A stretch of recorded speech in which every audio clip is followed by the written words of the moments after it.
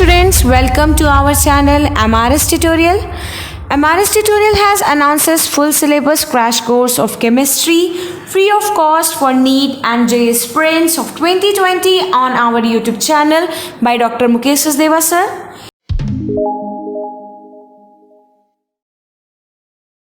मतलब ये सबने पढ़ा होगा तो पढ़ते समय क्या दिक्कत है कि इस पर क्वेश्चन हमारे नहीं लग रहे हैं तो उस टॉपिक को भी क्लास में उठाओ।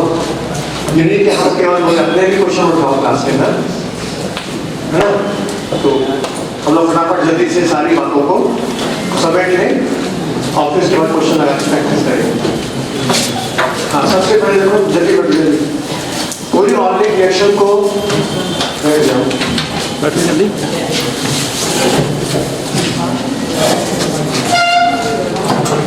आगे आ जाओ आगे चलो जल्दी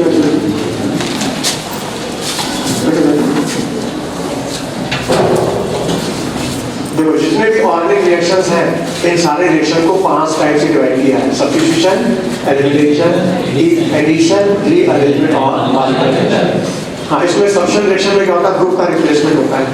एक ग्रुप आएगा, दूसरा ग्रुप फालतू को छोड़ के जाएगा, रिप्लेसमेंट बोलते हैं सब्स्टिट्यूशन। सब्स्टिट्यूशन 3 तरह का होता है, न्यूक्लियोफिलिक, इलेक्ट्रोफिलिक और फिलिक। इन सारे सब्स्टिट्यूशन की पहचान हमको आनी चाहिए। कोई भी रिएक्शन में सामने लिखा हम कैसे जाने कि this is the nucleophilic substitution reaction.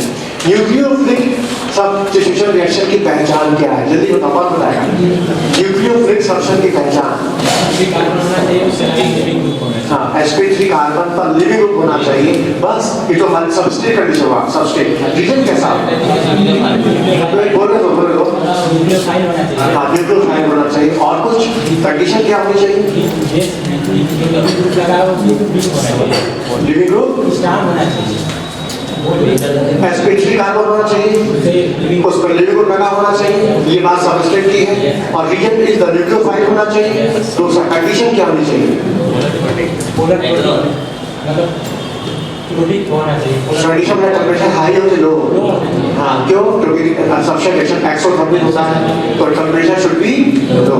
ये है sp3 कार्बन होना चाहिए, उस sp3 कार्बन पर लिविंग ग्रुप लगा होना चाहिए, सामने न्यूक्लियोफाइल होना चाहिए और टेम्परेचर जो है लो होना चाहिए।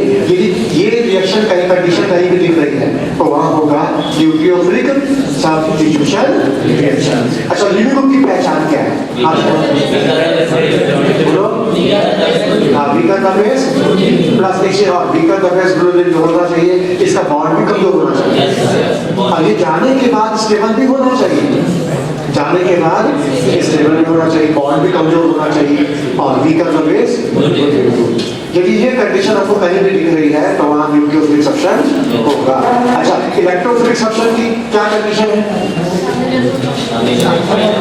सबस्ट्रेट क्या हो, सबस्ट्रेट कैसा हो, एरोमेटिक होना चाहिए। एरोमेटिक मतलब बेंजीन या उसका कोई डेरिवेटिव होना चाहिए। सबस्ट्रेट रीजन कैसा हो, रीजन इलेक्ट्रोफाइल होना चाहिए, है कि नहीं। कंडीशन क्या, पोलर के नाम बोलो, सॉलिड बोलो। इलेक्ट्रोफाइल चार्ज होता है, तुम्हारा इलेक्ट्रोफाइल क्या है, चार्ज है, तो चार्ज के लिए मीडियम भी पोलर होना चाहिए, पोलर सॉल्वेंट होना चाहिए। तो मेरा सबस्ट्रेट मान लो एरोमेटिक है और सामने इलेक्ट्रोफाइल है और सॉलिड क्या है, पोलर है, तो कंडीशन हो जाएगी इलेक्ट्रोफिलिक सब्स्टिट्यूशन रिएक्शन की। अच्छा, फ्री रेडिकल सब्स्टिट्यूशन की क्या पहचान है, फ्री रेडिकल सब्स्टिट्यूशन की पहचान क्या है,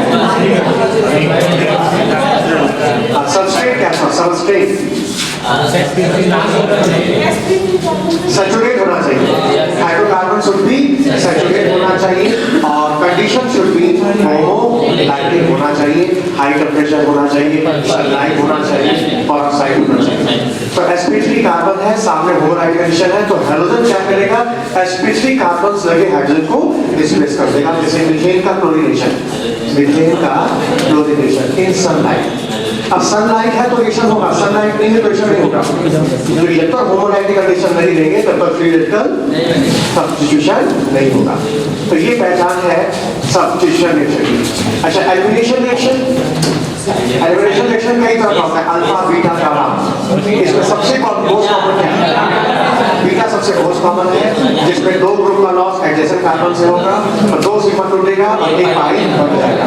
तो बीटा एलिमिनेशन का प्रोडक्ट हमेशा अनसैचुरेटेड होगा, या तो एल्कीन होगा, या तो एल्काइल होगा, या तो एल्डिहाइड होगा, या तो ब्यूटाइल होगा, या तो साइनाइड होगा। पाई बॉन्ड होगा उसमें बीटा एलिमिनेशन के दौरान। और इसमें सबसे मोस्ट कॉमन है डीहाइड्रोजन, हाइड्रोजन हेलोजन का लॉस। तो इसकी पहचान क्या है? डीहाइड्रो हेलोजिनेशन की रिएक्शन की पहचान क्या है? बोलो, dehydro halogenation beta elimination reaction की पहचान क्या है? sp3 कार्बन होना चाहिए, लिविंग ग्रुप होना चाहिए। मेन पर छोड़ दिए, लिविंग ग्रुप से लगा alpha carbon, next beta carbon और बीटा कार्बन एक बीटा प्रोटॉन होना चाहिए। पहचान sp3 कार्बन हो उसको लिविंग ग्रुप लगा होना चाहिए। जिस कार्बन पर लिविंग ग्रुप लगा है वो अल्फा कार्बन होगा, नेक्स्ट बीटा कार्बन और बीटा कार्बन से लगा प्रोटॉन बीटा प्रोटॉन होना चाहिए। जिस मॉलिक्यूल्स में ये कंडीशन है तो सबस्ट्रेट बीटा एलिमिनेशन शो करेगा, डीहाइड्रो हेलोजिनेशन होगा।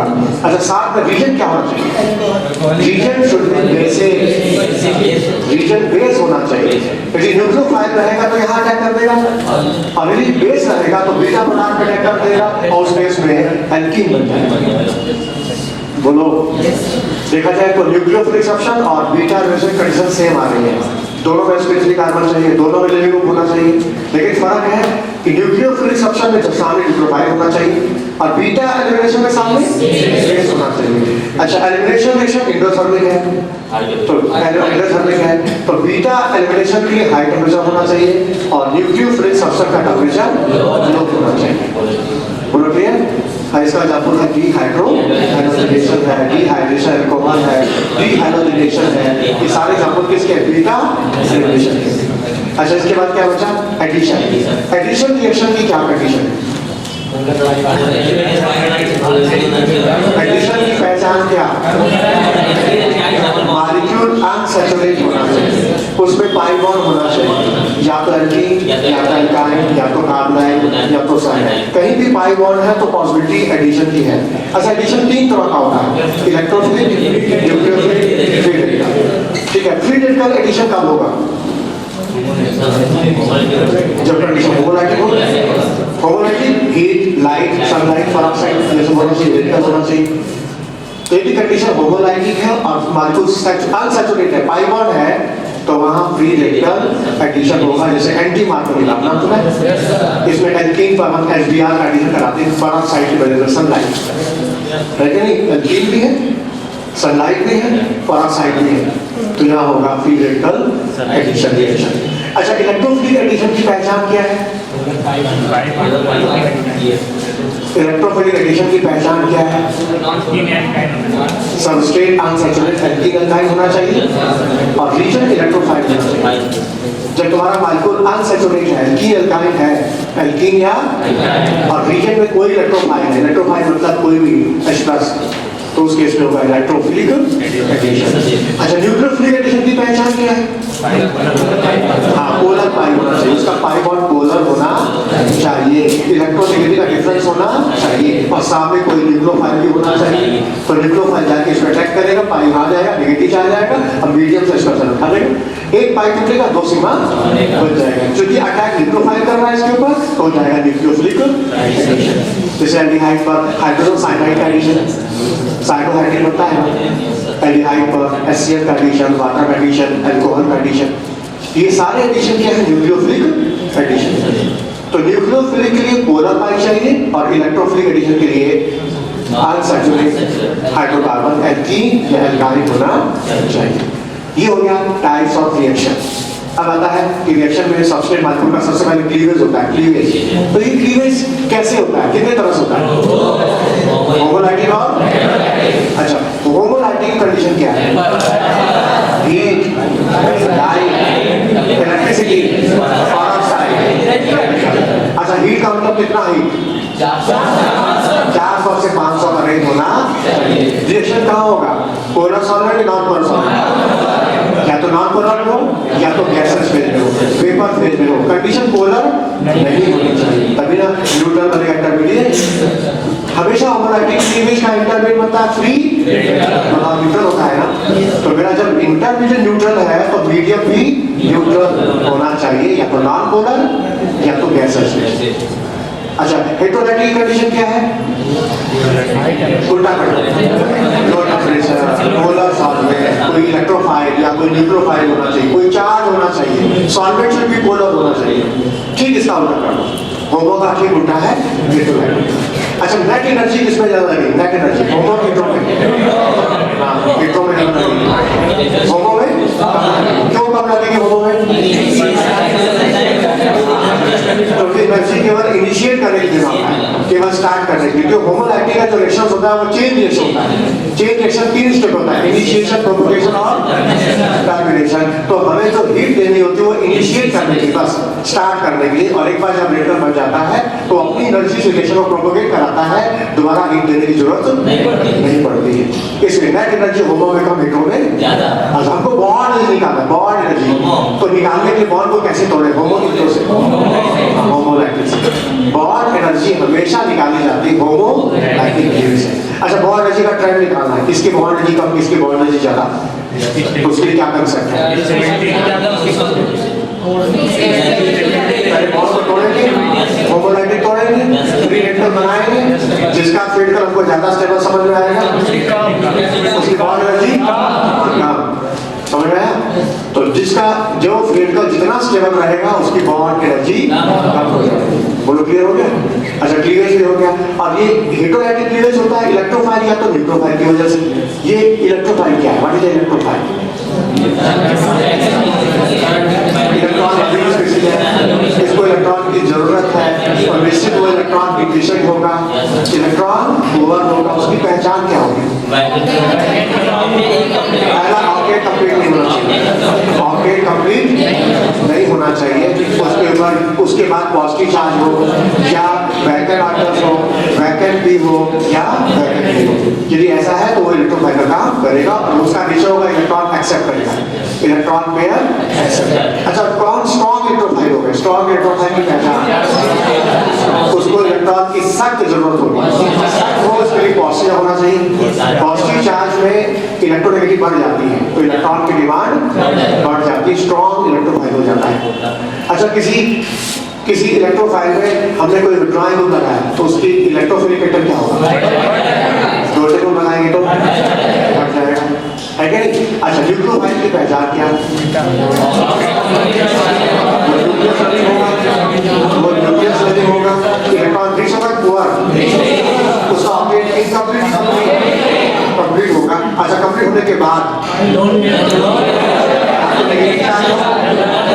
या तो लोड पेयर हो या तो पाई हो। अच्छा, इन तीनों में कौन ज्यादा न्यूक्लियोफाइल होगा?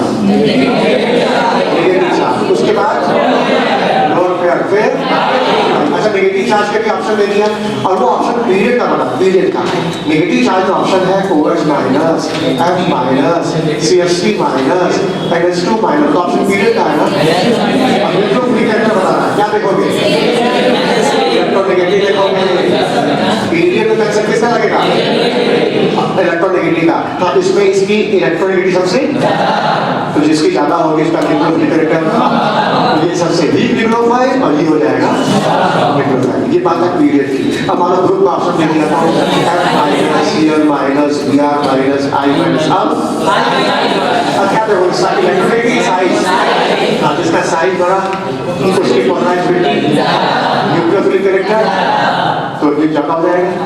तो हम लोग ग्रुप में न्यूक्लियोफाइल के लिए साइज देखेंगे और बेस के लिए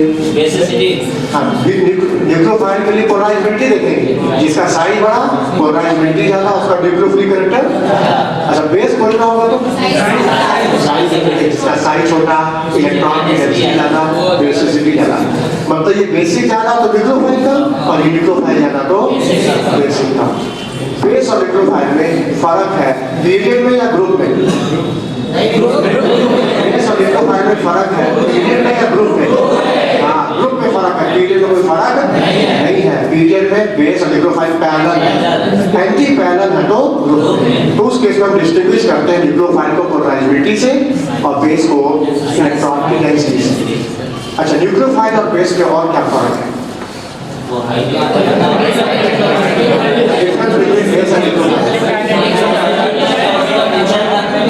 न्यूक्लियोफाइल अपना इलेक्ट्रॉन कार्बन पॉजिटिव चार्ज को देगा और न्यूक्लियो बेस अपना electron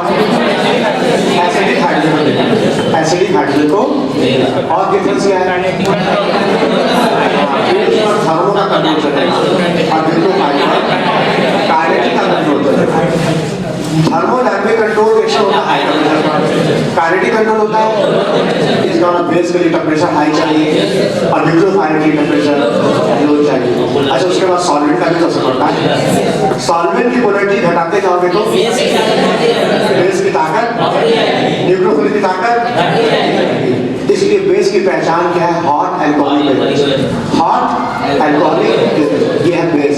aqueous cold aqueous pH ये तो टेंपरेचर भी कम है सॉल्वेंट की पोलैरिटी भी ज्यादा है वाटर ज्यादा पोलर अल्कोहल से है कि नहीं। तो कहीं भी कोल्ड एक्वस pH लिखा है समझना न्यूक्लियोफाइल है और कहीं भी लिखा हॉट अल्कोहलिक pH तो बेस और न्यूक्लियोफाइल को हमने डिस्टिंग्विश किया।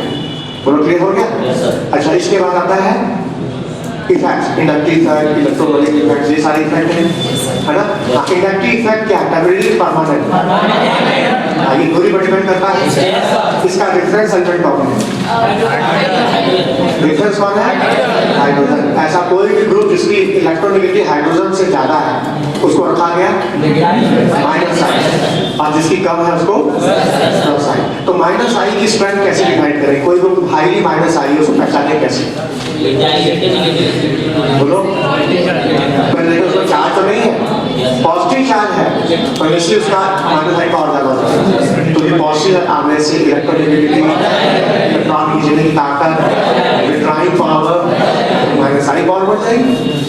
इलेक्ट्रोनेगेटिव तो देखेंगे इलेक्ट्रोनेगेटिव के साथ सबसे पहले चार्ज देखेंगे जिस पर पॉजिटिव चार्ज रहेगा उसका इलेक्ट्रोफिलिक कैरेक्टर जैसे NH3 प्लस और NH2 देखो ये भी माइनस आई है ये भी माइनस आई है तो इसकी माइनस आई पावर ज्यादा है तो इसमें पॉजिटिव चार्ज है। तो सबसे पहले क्या देखेंगे पॉजिटिव चार्ज अच्छा एंगल भी देखेंगे बॉन्ड एंगल। अब जैसे मेरे पास NR3 प्लस है और एक NH3 है तो इसमें एंगल ज्यादा तो इसमें एंगल कम होगा क्योंकि बल्कि ग्रुप बड़ा है 3 एल्काइल ग्रुप और जिसमें बॉन्ड एंगल ज्यादा उसके इलेक्ट्रोनेगेटिव ज्यादा माइनस आई पावर इसकी माइनस आई पावर ज्यादा होगी इसकी माइनस आई पावर ज्यादा होगी तो इलेक्ट्रॉन तो देखेंगे फ्लोरीन क्लोरीन ब्रोमीन आयोडीन इसमें फ्लोरीन की इलेक्ट्रोनेगेटिव सबसे तो इसकी माइनस आई पावर क्या होगा। अच्छा प्लस आई पावर में क्या देखेंगे कौन सा प्लस आई क्या देखेंगे जिसमें नेगेटिव चार्ज रहेगा उसका प्लस आई ज्यादा होगा जिसका नेगेटिव चार्ज होगा उसका प्लस आई पावर। अब जैसे तुम्हारे सामने ये देखो ये कार्बन की चेन ठीक है और यहाँ पर हमने CH2 माइनस कर दिया। देखो इसमें इलेक्ट्रॉन देने की क्षमता ज्यादा है किसमें ज्यादा होगी जवाब इसमें ज्यादा होगी। तो नेगेटिव चार्ज आने से इलेक्ट्रोनेगेटिव करती है तो ये कम इलेक्ट्रोनेगेटिव है ये ज्यादा देगा इसकी प्लस आई पावर ज्यादा होगी। अब मेरे सामने कार्बन की चेन है यहाँ लगा OH ग्रुप और फिर लगा O माइनस इसमें देने की पावर ज्यादा किसमें ज्यादा होगी इसमें ज्यादा होगी। नेगेटिव चार्ज आने से इलेक्ट्रोनेगेटिव है प्लस आई पावर तो ये हो गया प्लस आई और ये हो गया माइनस आई। अच्छा कार्बन की चेन के एंड पर कार्बोक्सिल ग्रुप लगा है तो ये तो होगा माइनस आई और H प्लस हटा दो अब क्या हो गया प्लस आई हो गया। क्यों क्योंकि नेगेटिव चार्ज आने से इलेक्ट्रोनेगेटिव कम होगी अभी पूरा ग्रुप हो जाएगा इलेक्ट्रॉन बोलो क्लियर सर हाई इलेक्ट्रोनेगेटिव को एकोमोडेट ये रहेगा ना सर मतलब हाई इलेक्ट्रोनेगेटिव चार्ज को एकोमोडेट किया जाएगा ना तब दे देंगे। अरे एकोमोडेट कर लिया उसके बाद के बात है कि जब कर लिया तो उसका नेचर क्या हो गया अब तो देगा ना। हाँ आगे बढ़े हाँ इलेक्ट्रिक पावर हाँ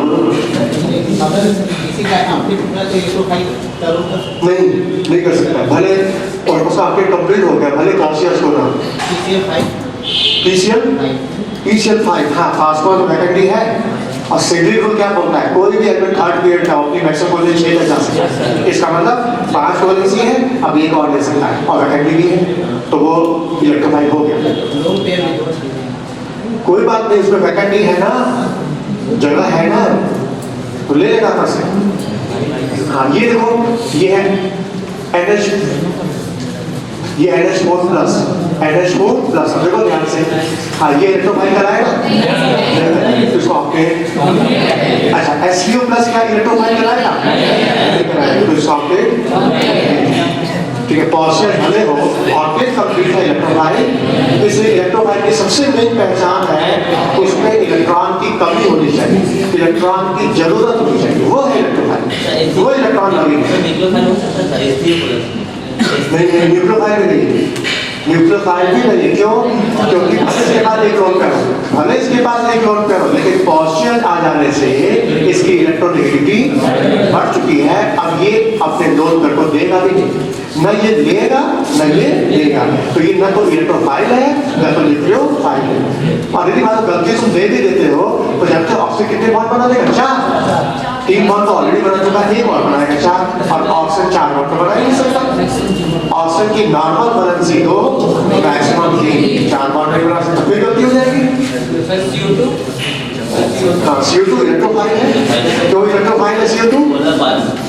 ऑक्सीजन की इलेक्ट्रोनेगेटिव कार्बन से, तो ऑक्सीजन कार्बन के पाई कॉपी करो, माइनस प्लस, इसका तो ऑक्टेट कंप्लीट है। हाँ कंप्लीट है, लेकिन पाई बॉन्ड है, और पाई बॉन्ड क्या होता है, पोलर, और जब जैसे पाई बॉन्ड पोलराइज हो जाएगा, कार्बन पॉजिटिव आएगा, ये इलेक्ट्रोफिलिक कैरेक्टर शो करेगा, नाम है कोल्बे रिएक्शन। कोल्बे रिएक्शन में फिनॉल का तुम CO2 सिलेक्शन कराते हो, तो CO2 जाके ऑर्थो पे जाके करता है, ऑर्थो पे, तो CO2 इज द इलेक्ट्रोफाइल, तो उसमें पाई बॉन्ड पोलर है। समझ में आती, पाई बॉन्ड ना होता ना केवल सिग्मा बॉन्ड से मीथेन, बता मीथेन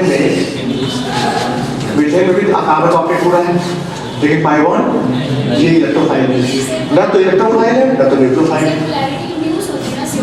हाँ लेकिन इंड्यूस हो गए तो इलेक्ट्रोफिलिक शो कर दिया ना, ये नहीं कर सकता कभी भी, तो इसमें पाई नहीं है। सर SO2 भी कर सकता है सर, जिसमें मतलब पोलैरिटी हो या क्यों SO3 करता नहीं क्या? तो सल्फोनेशनल बेंजीन में SO3 इलेक्ट्रोफाइल नहीं है क्या? जो जिसमें पाई है उसमें पोलैरिटी है, अब पोलैरिटी है तो चार्ज है, और चार्ज है तो डिमांड है। समझ में आया? हाँ इलेक्ट्रोफाइल और न्यूक्लियोफाइल। इसके बाद आता है इलेक्ट्रिक इफेक्ट हुआ। हाँ इलेक्ट्रोमैग्नेटिक इफेक्ट बताता है परमानेंट। ये इफेक्ट तुमको कहाँ मिलेगा? इलेक्ट्रोमैग्नेटिक इफेक्ट तुमको किस मॉलिक्यूल में मिलेगा?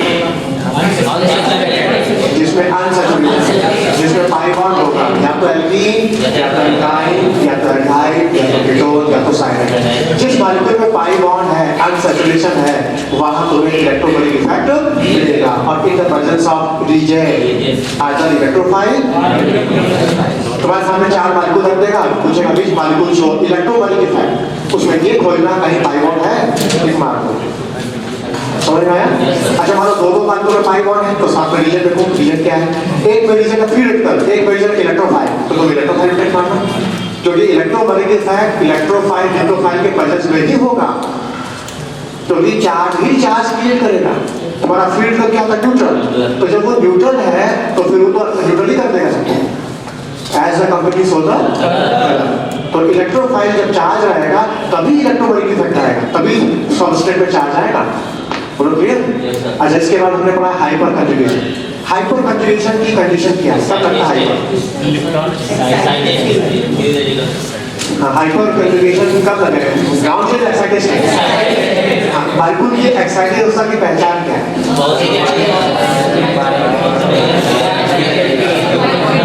एक्साइटेड स्टेट की पहचान मॉलिक्यूल्स में इलेक्ट्रॉन की कमी होनी चाहिए, उसको इलेक्ट्रॉन की जरूरत होनी चाहिए। जो जरूरत होगी वो इलेक्ट्रॉन पाने के लिए उत्तेजित होगा, एक्साइटेड हो जाएगा, तो समझो इलेक्ट्रॉन हाइपर कंजुगेशन लगेगा। जब alkyl group carbon positive charge से लगा हो, या एल्काइल ग्रुप कार्बन और इलेक्ट्रॉन से लगा हो, या एल्काइल ग्रुप डबल बॉन्ड से लगा हो, इन 3 केस में एल्काइल ग्रुप की इलेक्ट्रॉन डोनेटिंग पावर को हाइपर कंजुगेशन से एक्सप्लेन करना है। और जब करना है तो एल्काइल ग्रुप की इलेक्ट्रॉन डोनेटिंग पावर का ऑर्डर क्या होगा? सबसे ज्यादा पहले मिठाई, फिर आएगा प्राइमरी, फिर आएगा सेकेंडरी, और फिर आएगा टर्शियरी। हाइपर के अनुसार सबसे ज्यादा इलेक्ट्रॉन डोनेटिंग पावर मिठाई में है और सबसे कम टर्शियरी मिठाई में। क्यों? Alpha hydrogen. इसमें कितने अल्फा? इसमें कितने? इसमें 2 है, इसमें 1 अल्फा, इसमें कोई अल्फा नहीं। जितने ज्यादा अल्फा हाइड्रोजन उतने ज्यादा हाइपर कंडक्टिविटी स्ट्रक्चर, उतनी ज्यादा इलेक्ट्रॉन डोनेटिंग पावर।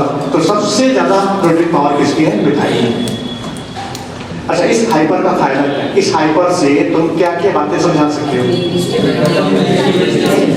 पहला कार्बोकेटाइन की स्टेबिलिटी बता सकते हो, फ्री रेडिकल की स्टेबिलिटी बता सकते हो, और एल्कीन की स्टेबिलिटी बता सकते हो। तो इन तीनों की स्टेबिलिटी ज्यादा हो उसके लिए हमको क्या चाहिए? अल्फा हाइड्रोजन ज्यादा होना चाहिए। जितने ज्यादा अल्फा हाइड्रोजन उतने ज्यादा हाइपर कंजुगेशन, उतनी ज्यादा स्टेबिलिटी कार्बोकेटाइन की भी होगी, फ्री रेडिकल की भी होगी, और एल्कीन की भी होगी। तीनों की स्टेबिलिटी ज्यादा होती है। बोलो, समझ में आया? अच्छा, मान लो कोई ऐसा भी केस हो सकता है जिसमें अल्फा हाइड्रोजन क्या सेम आ जाए, तो एल्कीन की स्टेबिलिटी को कैसे कंपेयर करोगे? जैसे कि देखो, इसमें देखो 3 और 3 6 अल्फा है, इस डबल बॉन्ड से लगा 3 अल्फा, 3 मिला कितना हुआ? 6। और इसमें भी देखो 6 अल्फा है, इसमें भी 6 अल्फा, इसमें भी 6 अल्फा। ठीक है, जब अल्फा का हाइड्रोजन सेम आ जाएगा उस केस में स्टेबिलिटी कैसे खोजोगे?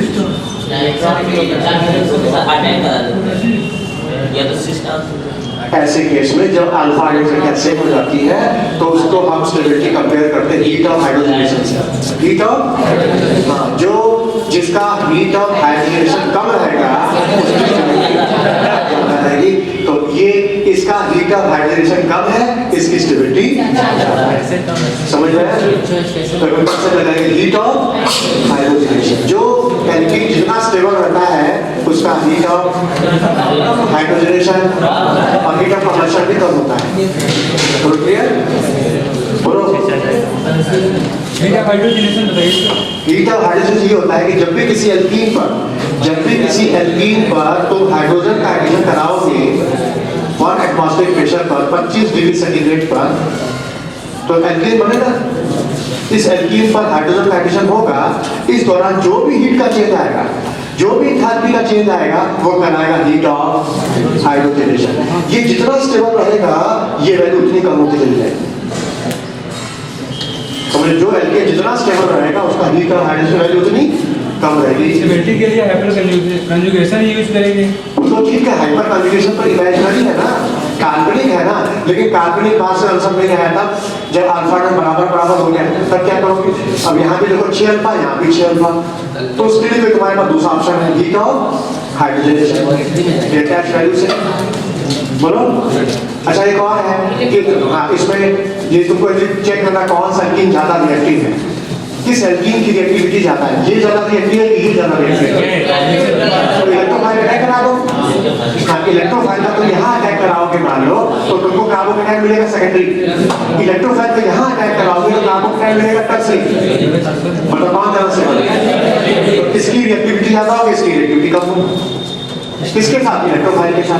कार्बोकेटाइन बना है, 2 मिथाइल ग्रुप देने वाले हैं तो स्टेबिलिटी उसकी ज्यादा होनी चाहिए ना। कैसे बोलो? फिर से 2 मिथाइल ग्रुप है, दो जगह पे इलेक्ट्रॉन दे रहे हैं तो उसकी स्टेबिलिटी ज्यादा होनी चाहिए ना। ये ना, हाँ, और जिसका ज्यादा स्टेबल होना चाहिए है भी, ये कार्बोकेटाइन ज्यादा स्टेबल है, रिएक्टिविटी कम हो जाएगी। सुनो, जो इंटरमीडिएट ज्यादा स्टेबल होता है पहले बनता है, लार्ज अमाउंट में बनता है और वही मेजर प्रोडक्ट भी बनाता है, क्योंकि इंटरमीडिएट पर काइनेटिक का कंट्रोल चलता है, थर्मो कंट्रोल नहीं चलता। क्योंकि ये ज्यादा स्टेबल है पहले बनेगा, यही लार्ज अमाउंट में प्रोडक्ट बनाएगा। तो मतलब इससे बना प्रोडक्ट जब ये ज्यादा स्टेबल है तो इसके कंपाउंड की रिएक्टिविटी ज्यादा होगी। जिस कंपाउंड से बना इंटरमीडिएट ज्यादा स्टेबल होता है उस कंपाउंड की रिएक्टिविटी ज्यादा होती है। बोलो, समझ में? ये कंसेप्ट थर्मो का होता है, क्योंकि इंटरमीडिएट पर काइनेटिक का कंट्रोल चलता है, थर्मो का कंट्रोल नहीं चलता। सर हाइपर कंजुगेशन में मिथाइल ग्रुप ज्यादा इलेक्ट्रॉन देता है। हाँ, और सर इंडक्टिव इफेक्ट में इथाइल ग्रुप की ज्यादा इलेक्ट्रॉन देने की नहीं, उल्टा है। इंडक्टिव इफेक्ट और हाइपर में डोनेटिंग पावर जस्ट उल्टी है। हाइपर के अनुसार मिथाइल ग्रुप ज्यादा डोनेट करता है और इंडक्टिव के अनुसार मिथाइल डोनेट करता है, जस्ट उल्टा है। इथाइल ग्रुप ज्यादा तो माइनस है ना, इलेक्ट्रॉन देने की कैपेसिटी इथाइल ज्यादा है इंडक्टिव में। किससे कंपेयर कर रहे हैं? मिथाइल। हाँ, इथाइल की प्लसाई पावर मिथाइल से अधिक, ठीक, और हाइपर उल्टा है, मिथाइल ज्यादा है मिथाइल से। वही क्यों? वही पूछने का है। देखो हाइपर ग्रुप क्या काउंट कर अल्फा हाइड्रोजन बता इस एथाइल ये एथाइल है ना। हाँ, इसमें कितने 2 अल्फा है बोलो, और मिथाइल में कितने अल्फा है? तो जितने अल्फा हाइड्रोजन उसके हाइपर कॉन्जुगेशन ज्यादा, उसका डोनिंग पावर ज्यादा, किसके अनुसार? हाइपर के अनुसार। लेकिन इंडक्टिव इफेक्ट में अल्फा हाइड्रोजन नहीं गिना जाता, उसमें इलेक्ट्रोनेगेटिव लिखी जाती है, जैसे कार्बन है।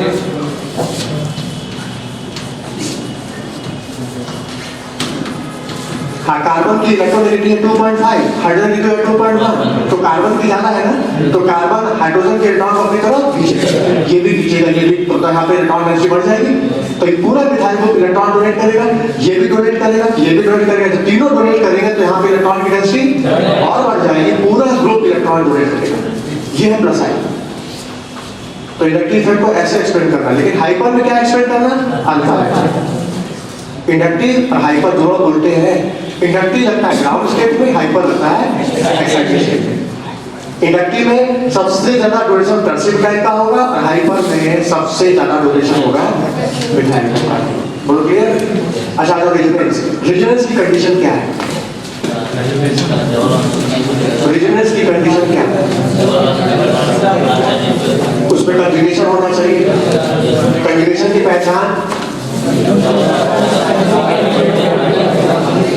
डबल बॉन्ड से अटैच एटम पर पॉजिटिव चार्ज, नेगेटिव चार्ज, लो और पाई वैकेंट पी होना चाहिए। तो डबल बॉन्ड से अटैच जब ये कंडीशन है, समझो कंजुगेशन है, रेजोनेंस स्ट्रक्चर बनेगा। हाँ, दो तरह से बनेगा, प्लस आर और प्लस आर की पहचान क्या है? प्लस आर हमेशा देगा और माइनस आर लेगा। तो कौन सा ग्रुप देगा कौन सा ग्रुप लेगा, ये हमको कैसे पता चलेगा?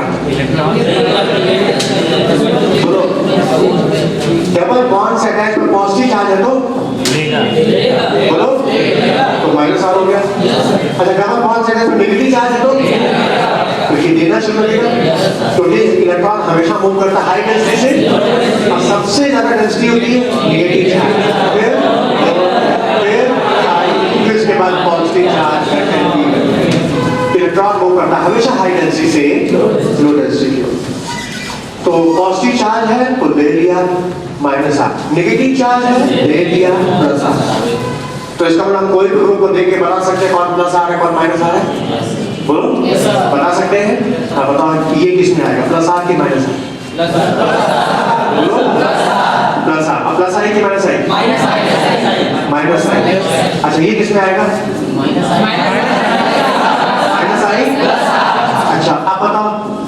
Plus I, plus R, plus I. अच्छा, ये किस में आएगा? Plus I, minus I, plus R minus I.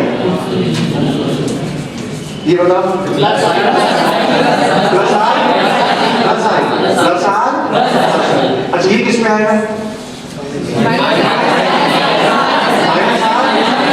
Minus R, minus आई।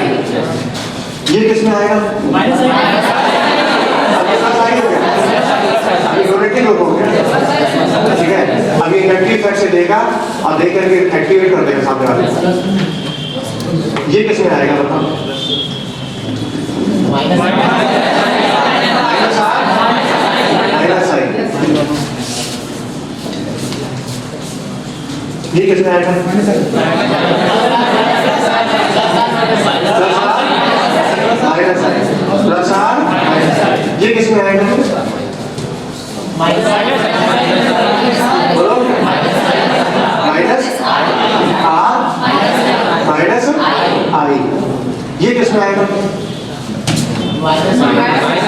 बोलो, ये आएगा माइनस आई। ये किस में आएगा? प्लस आई में आ जाएगा। बोलो, क्लियर?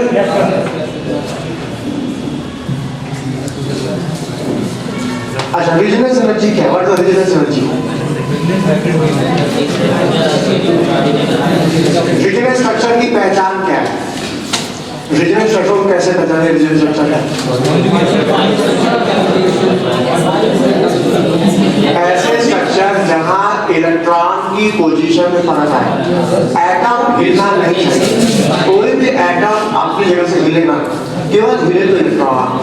इलेक्ट्रॉन के हिलने से जब कोई नया स्ट्रक्चर बनने लगे तो स्ट्रक्चर कहेंगे रेजोनेंस। और ये एटम भी हिल रहा है इलेक्ट्रॉन के साथ तो एटम, ठीक है, एटम भी हिल रहा है, इलेक्ट्रॉन भी हिल रहा है, नया स्ट्रक्चर बन रहा है एटम के दोनों से, तो एटम हो जाएगा। और केवल इलेक्ट्रॉन हिलने से स्ट्रक्चर बन रहा है तो बोलो तो रेजोनेंस। अच्छा, केवल एटम हिल रहा है तब तो स्ट्रक्चर ऐसा बन जाएगा। एटम के अरेंजमेंट बदलने से जब कोई नया स्ट्रक्चर बनता है वो स्ट्रक्चर ऐसा हो जाता है। हाँ, रेजोनेंस में एटम नहीं हिलेगा, केवल इलेक्ट्रॉन की पोजीशन बदलेगी। जैसे कैलकुलेट का सेक्शन है, बेंजीन का कैलकुलेट, केवल इलेक्ट्रॉन हिलता है, एटम अपनी जगह पर फिक्स है।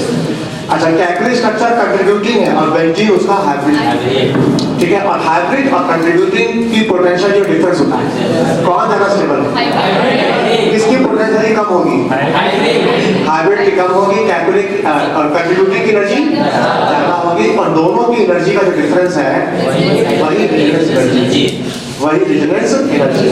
तो रेजोनेंस एनर्जी निकालने का फॉर्मूला क्या है, theoretical heat of hydrogenation minus experimental heat of hydrogenation. इससे हम निकाल सकते हैं रेजोनेंस एनर्जी। और जिस मॉलिक्यूल की रेजोनेंस एनर्जी ज्यादा उसकी स्टेबिलिटी ज्यादा। रेजोनेंस एनर्जी मॉलिक्यूल की स्टेबिलिटी है, उसकी पहचान है, जितना ज्यादा रेजोनेंस एनर्जी उसकी स्टेबिलिटी उतनी ज्यादा। तो जैसे मैंने सामने 4 मॉलिक्यूल रख दिया, पूछा which molecule having high resonance energy, क्या तो देखोगे स्टेबिलिटी, क्या देखोगे,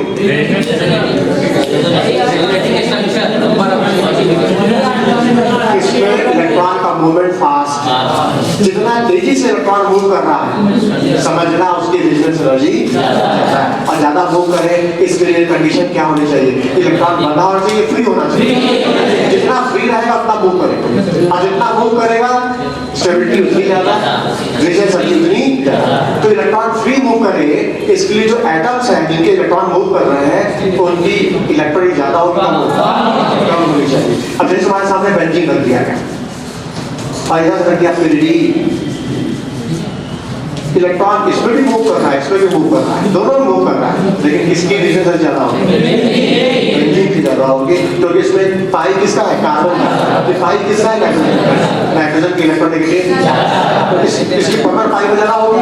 अब पाई जितना पकड़ा रहेगा फ्री घूमेगा कम, और कम घूमेगा तो स्टेबिलिटी कम, रेजोनेंस एनर्जी कम, इसकी रेजोनेंस एनर्जी। अच्छा, इसमें पायरॉल से कंपेयर करो तो हाँ, ये 6 नंबर है, ये 5 नंबर, 6 नंबर की स्टेबिलिटी 5 नंबर से। अच्छा, यहाँ एम की जगह ओ लगा दे तो अब इस लोड पर पकड़ ऑक्सीजन की हो जाएगी, ऑक्सीजन की इलेक्ट्रोनेगेटिव, तो लोड पर पकड़ा रहेगा, फ्री कम रहेगा, घूमेगा भी कम, तो स्टेबिलिटी भी कम, रेजोनेंस एनर्जी क्या होगा। अच्छा, सल्फर लगा दे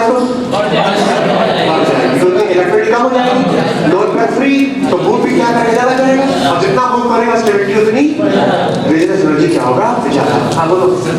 6 5 नंबर स्ट्रक्चर से कोई इफेक्ट नहीं होगा, सब देखो, सब 5 नंबर, पायरॉन, फ्यूरान, थायोडीन, सब 5 को 5 से कंपेयर करेंगे, और 6 5 से जब हम कंपेयर करेंगे तो एटम से कर देंगे। याद करना, जब भी क्वेश्चन आता है ना तो कोई एक फैक्टर वैरी करता है, या तो रिंग वैरी करेगा या तो एटम वैरी करेगा, सब चीज वैरी करने लगोगे ना तो डाटा एक्सपेरिमेंटल हो जाएगा, तो मेरे पास में नहीं होगा। समझ में आया, इतना कॉम्प्लिकेटेड क्वेश्चन नहीं आता। हाँ, समझ में आया। तो रेजोनेंस एनर्जी ज्यादा होने के लिए स्टेबिलिटी होनी चाहिए, स्टेबिलिटी होने के लिए इलेक्ट्रॉन फ्री होना चाहिए, फ्रीली मोबाइल होना चाहिए। जितना ज्यादा मोबाइल करेगा स्टेबिलिटी उतनी ज्यादा। अच्छा देखो,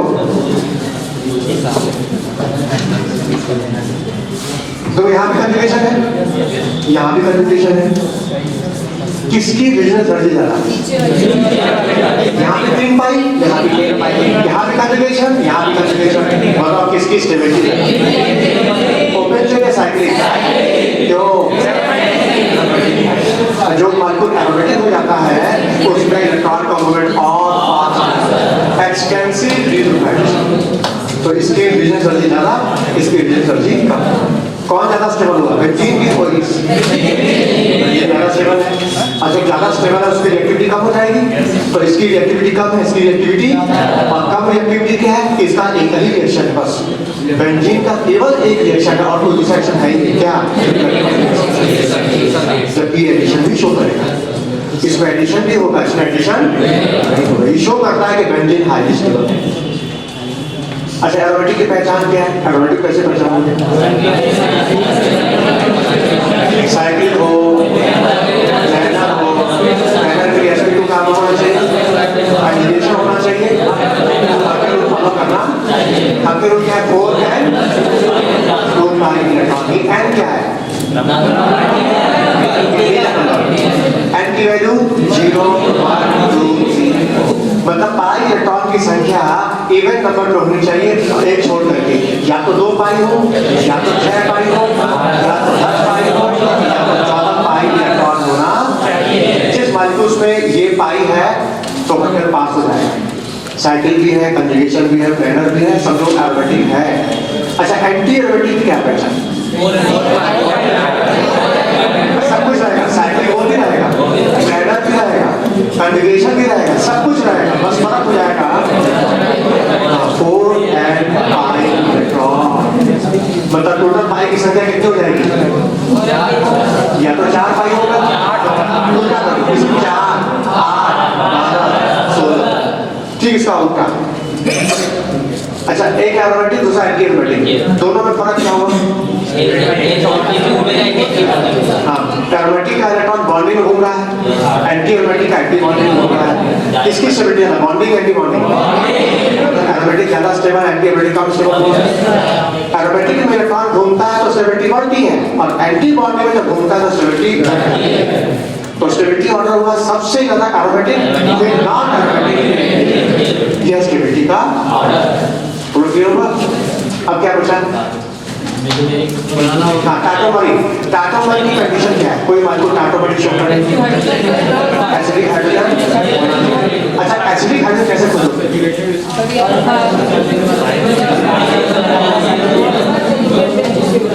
एसिडिक हाइड्रोजन कैसे खोलोगे?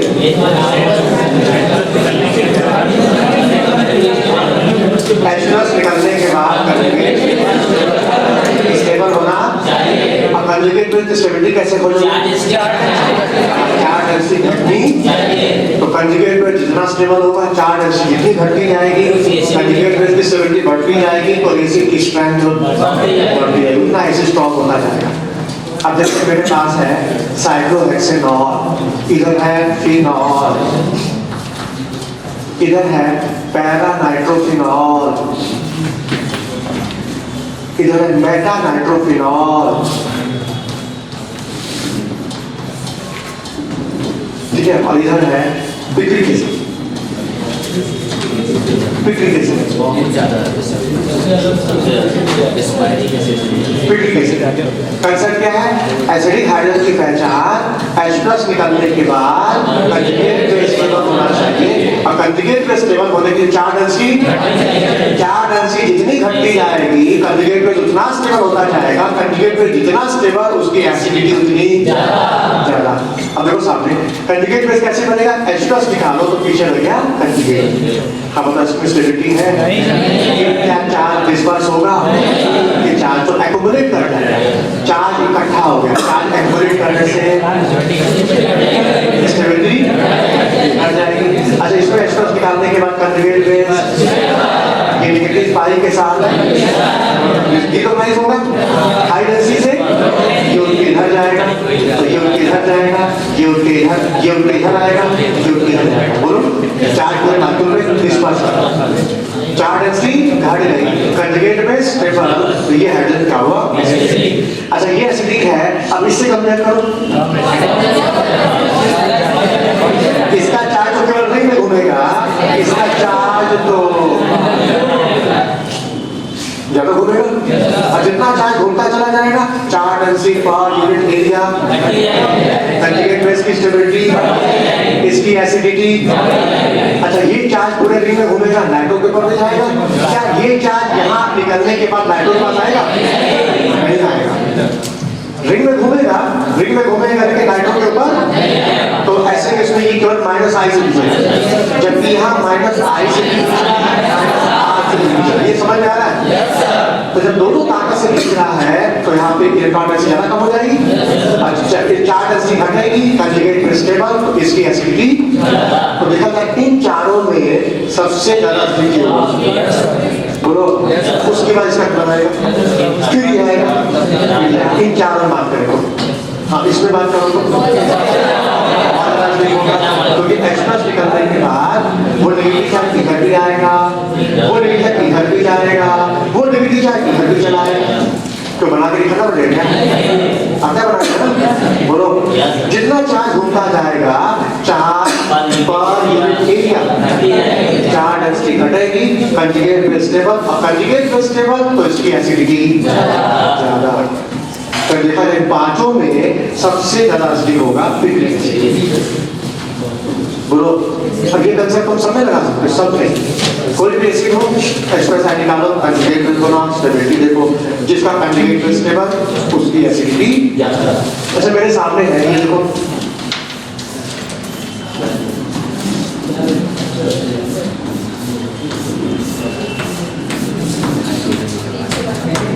ये भी हाइड्रोजन है, ये भी हाइड्रोजन। कौन ज्यादा एसिडिक, पहला या दूसरा?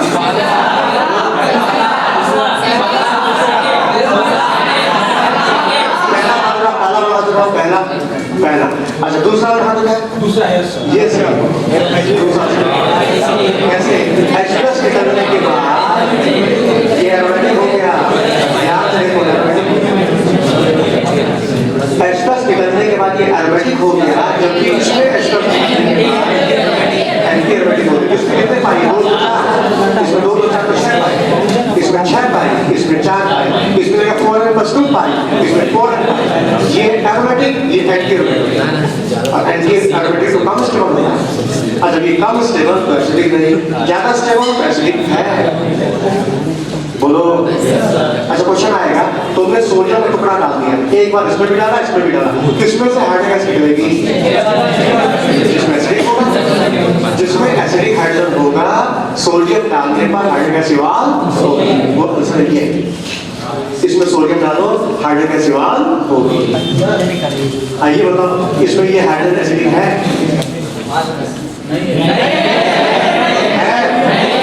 ये एसिडिक नहीं है। तो ये एक्सपर्ट निकलने के बाद ये हो जाएगा 2 4 6 2 8। ठीक है, हाँ बोलो। जो आप मीटर लगाए हैं, दो मीटर में लगा दें, दो मीटर में लगाओ, किससे कंपेयर करना चाहते हो? जैसे एक NO2 मीटर लगाए और 2 NO2 दोनों मीटर। हाँ, तो 2 मीटर लगाओ। जब 2 मीटर लगा दो तो दोनों माइनस साइन से खींचेंगे और एक माइनस साइन से खींच रहा है। जब 2 माइनस साइन से खींचेंगे तो चार्ज डेंसिटी कम होगी, तो 2 मीटर ज्यादा एसिडिक होगा कंपेयर टू 1 मीटर। कुल मिला के बस सीधा समझो, चार्ज डेंसिटी घटनी चाहिए, चाहे माइनस आई से घटे, चाहे माइनस आर से घटे। हाँ, माइनस आर भी लग रहा है तो ज्यादा घट जाएगी, माइनस आई लग रहा है तो कम घटेगी। रेजिस्टेंस पावरफुल होता है ना। SIR SIR। हाँ, SIR कहने पर SI का मतलब स्टेरिक इनहिबिशन ऑफ।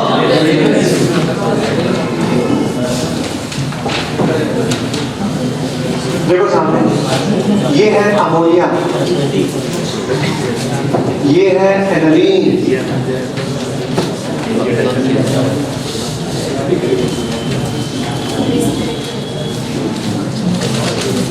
ये है पैरानाइट्रोएनालीन, पैरानाइट्रोएनालीन, और ये है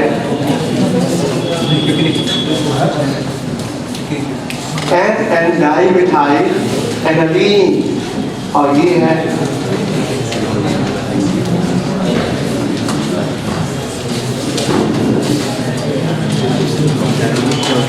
देखो सामने,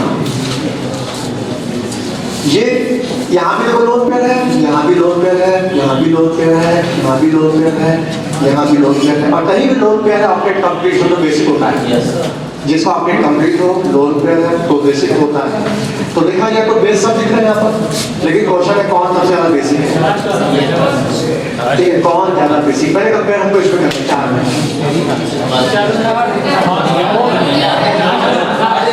चारों में ध्यान से देखो, इसका लोन पे लोकलाइज है, इसका लोन पे कंजुगेशन है, मतलब क्या होगा, डी लोकलाइज। वैसे इसका लोन पे रिंग घूम रहा है, इसका लोन पे चुप कर बैठा है, इंतजार कर रहा है, इसका एक्सप्रेस आएगा और ये घूम रहा है, जब तक आएगा तो मस्ती मार ले। इसका भी लोन पे घूम रहा है, हाँ, इसका लोन पे किधर जाएगा, तो पाइप किधर जाएगा, यूज किधर जाएगा, यूज किधर चला जाएगा, मतलब इसका लोन पे ज्यादा डील प्राइस है, मतलब बनारस में घूम रहा दूसरे समय जबकि इसका लोन पर क्या है, लोकलाइज है।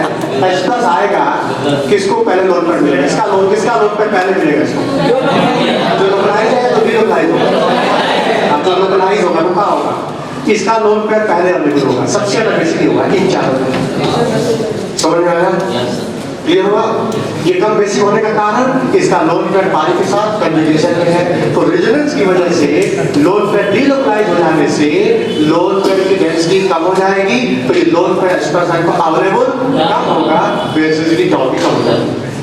तो एनिलीन लेस बेसिक है ammonia due to resonance, resonance की वजह से इसकी बेसिक प्रॉपर्टी क्या है, कम है। अच्छा, यहाँ पर इसका भी लोन पे कंजुगेशन में है, लेकिन नाइट्रोजन क्या कर रहा है, इस लोन पे कभी और खींचेगा और जितना खींचता चला जाएगा लोन पे की अवेलेबिलिटी उतनी कम होती जाएगी। अच्छा, कैसे खींच रहा है, -I से भी खींच रहा है, अच्छा इसी नाइट्रो को बेटा लगा दो तो अब यहाँ दो ताकत से खींच रहा है, यहाँ पर एक ताकत से खींचेगा, तो जब दो ताकत से खींच रहा है तो बेसिकली बहुत कम होगा।